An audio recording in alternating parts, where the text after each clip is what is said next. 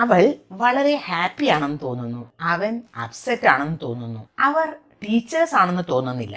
അവർ ഇതിൽ വളരെയധികം ഇൻട്രസ്റ്റഡ് ആണ് എന്ന് തോന്നി. ഇങ്ങനെയൊക്കെ പറയുമ്പോൾ തോന്നുന്നു, തോന്നുന്നില്ല, തോന്നി എന്നൊക്കെ പറയില്ലേ, നമ്മൾ എപ്പോഴും സംഭാഷണങ്ങൾ ഉപയോഗിക്കേണ്ടി വരുന്നതാണ്. അപ്പോൾ അങ്ങനെയൊക്കെ പറയുന്നതിന് നമുക്ക് ഇംഗ്ലീഷിൽ ഉപയോഗിക്കാൻ പറ്റിയ ഒരു വാക്കാണ് സീം. സീം എന്ന വാക്ക് ഉപയോഗിച്ചുകൊണ്ട് ഒരുപാട് ഡിഫറെന്റ് സ്ട്രക്ചേഴ്സ് നമുക്ക് ഇംഗ്ലീഷിൽ ഉപയോഗിക്കാം. അപ്പോൾ അത് എങ്ങനെയാണ് എന്ന് നമുക്ക് ഓരോന്നായിട്ട് നോക്കാം.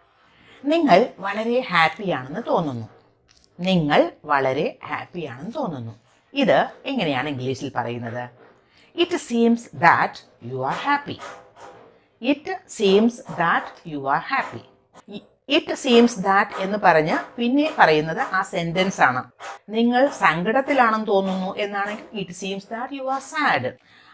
അവൾ ഒരു ടീച്ചറാണെന്ന് തോന്നുന്നു എന്ന് പറയണമെങ്കിലോ it seems that she is a teacher. അവൾ ഒരു ടീച്ചർ അല്ലെന്ന് തോന്നുന്നു. It seems that she is not a teacher.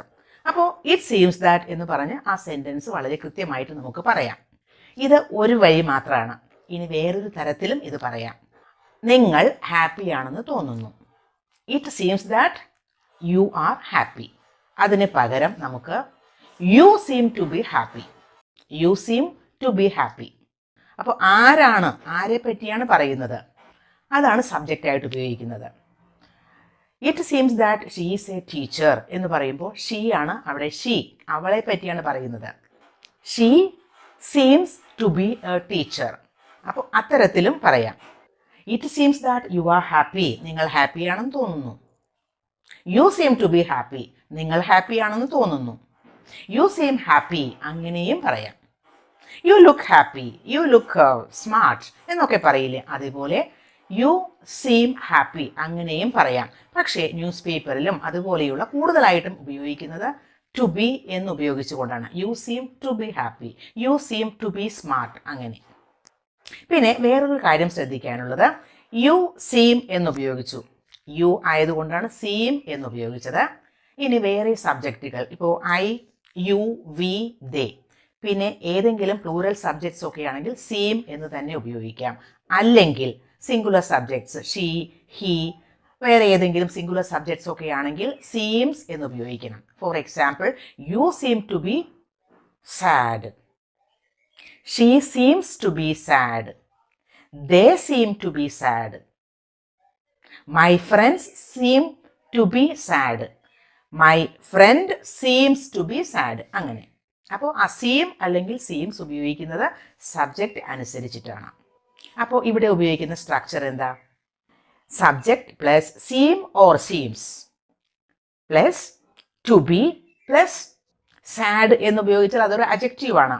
അപ്പോൾ നമുക്ക് അജക്റ്റീവ് ഉപയോഗിക്കാം.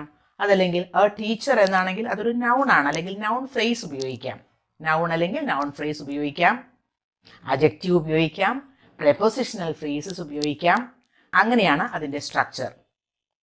ഇപ്പോൾ നമ്മൾ ഉപയോഗിച്ചതെല്ലാം, നമ്മളിവിടെ പറഞ്ഞ എക്സാമ്പിൾസ് എല്ലാം പോസിറ്റീവ് സെൻറ്റൻസസ് ആണ്. It seems that you are happy എന്ന് പറഞ്ഞാൽ അതൊരു പോസിറ്റീവ് സെൻറ്റൻസ് ആണ്. അതിനെ എങ്ങനെ ഇനി നെഗറ്റീവ് സെൻറ്റൻസ് ആക്കും?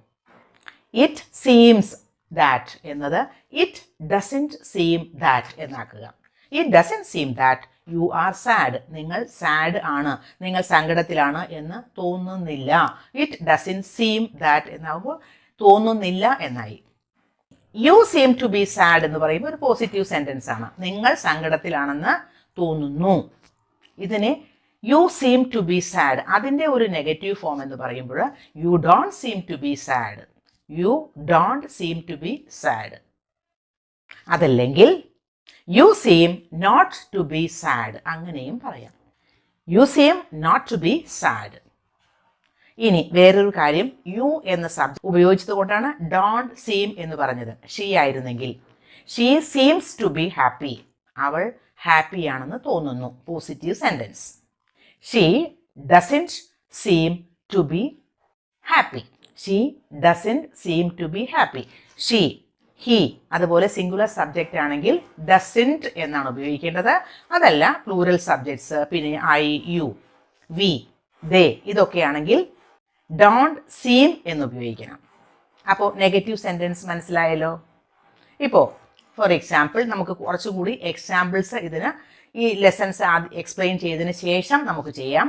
അപ്പോൾ വളരെ ഈസി ആയിട്ടത് മനസ്സിലാവും. അപ്പോൾ നെഗറ്റീവ് സെൻറ്റൻസിൻ്റെ structure subject plus doesn't or don't. Subject അനുസരിച്ചിട്ടാണ് അത് ഉപയോഗിക്കേണ്ടത്.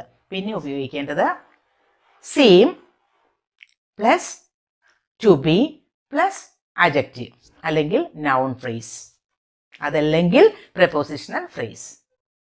അപ്പോൾ നെഗറ്റീവ് സെൻറ്റൻസ് പഠിച്ചു. ഇനി ഇൻ്ററോഗേറ്റീവ് സെൻറ്റൻസ് എങ്ങനെയാണ്, ക്വസ്റ്റ്യൻസ് ഉണ്ടാക്കുന്നത് എങ്ങനെയാണ്? അവൾ ഹാപ്പി ആണെന്ന് തോന്നുന്നുണ്ടോ എന്നാണെന്ന് ചോദിക്കേണ്ടത്. അവൾ ഹാപ്പി ആണെന്ന് തോന്നുന്നുണ്ടോ?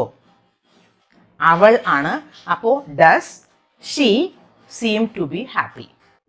അവർ എന്നാണ് പ്ലൂറൽ സബ്ജക്ട്സ്. അവർ ഹാപ്പിയാണ് എന്ന് തോന്നുന്നുണ്ടോ? അവർ ഹാപ്പിയാണ് എന്ന് തോന്നുന്നുണ്ടോ? അപ്പോൾ അവർ ആണ് സബ്ജക്റ്റ്, പ്ലൂറൽ സബ്ജക്റ്റ് ആണ്. അപ്പോൾ do they seem to be happy. Do they seem to be happy. അപ്പോൾ ക്വസ്റ്റ്യൻ ആയി. ഇപ്പോൾ നമ്മൾ ഉപയോഗിച്ചതെല്ലാം പ്രസൻറ്റ് ടെൻസ് സെൻറ്റൻസുകളാണ്. ഇനി ഇതിൻ്റെ പാസ്റ്റ് ടെൻസും ആകാം. തോന്നി എന്ന് പറയാലോ. ഇന്നലെ അവരെ കണ്ടപ്പോൾ എനിക്ക് അവർ ഇൻട്രസ്റ്റഡ് ആണ് എന്ന് തോന്നിയില്ല, അല്ലെങ്കിൽ തോന്നി എന്നൊക്കെ പറയില്ല. ഇതൊക്കെ പാസ്റ്റ് ടെൻസ് ആണ്. അപ്പോൾ പാസ്റ്റ് ടെൻസ് ആണെങ്കിൽ നമ്മൾ സീം എന്നല്ല ഉപയോഗിക്കേണ്ടത്, seemed. You seemed sad yesterday. You seemed sad yesterday എന്ന് പറഞ്ഞാൽ നിങ്ങൾ ഇന്നലെ സങ്കടത്തിലാണ് എന്ന് തോന്നി എന്നായി. യെസ്റ്റർഡേ ആണ് പറയുന്നത്. അപ്പോൾ പാസ്റ്റ് ടെൻസ് ആണ്. അതല്ലെങ്കിൽ വേറൊരു തരത്തിൽ പറയുന്നത് it seemed that you were sad.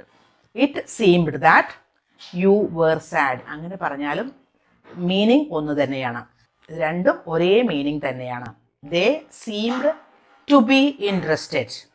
Our interested ആണ് എന്ന് തോന്നി. ഇൻട്രസ്റ്റഡ് എന്നത് ഒരു അഡ്ജക്റ്റീവ് ആയിട്ടാണ് അവിടെ ഉപയോഗിച്ചിരിക്കുന്നത്.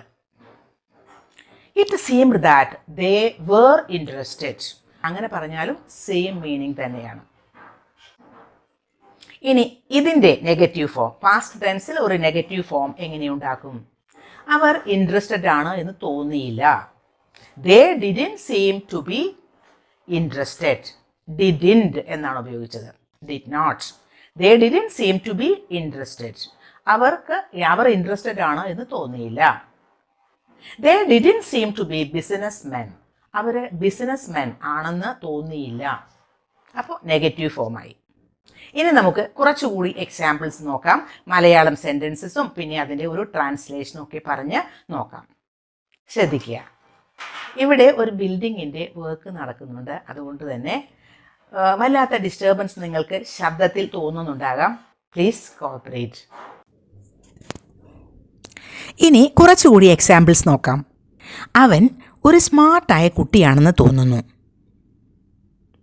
He seems to be a smart boy. വേറൊരു തരത്തിലും ഇത് പറയാം. It seems that he is a smart boy. നിങ്ങൾ ഇൻട്രസ്റ്റഡ് അല്ല എന്ന് തോന്നുന്നു. You don't seem to be interested. It seems that you are not interested. അവൾ ബിസിയാണെന്ന് തോന്നുന്നു. She seems to be busy. It seems that she is busy. അവൾ ഇന്നലെ tensed ആയിരുന്നെന്ന് തോന്നി. She seem to be tensed. It seem that she was tensed. Tensed എന്നാൽ worried. അവൻ ഒരു കള്ളനാണെന്ന് നിങ്ങൾക്ക് തോന്നുന്നുണ്ടോ? Does he seem to be a thief? ആ കുട്ടികൾ നല്ലവരാണെന്ന് നിങ്ങൾക്ക് തോന്നിയോ?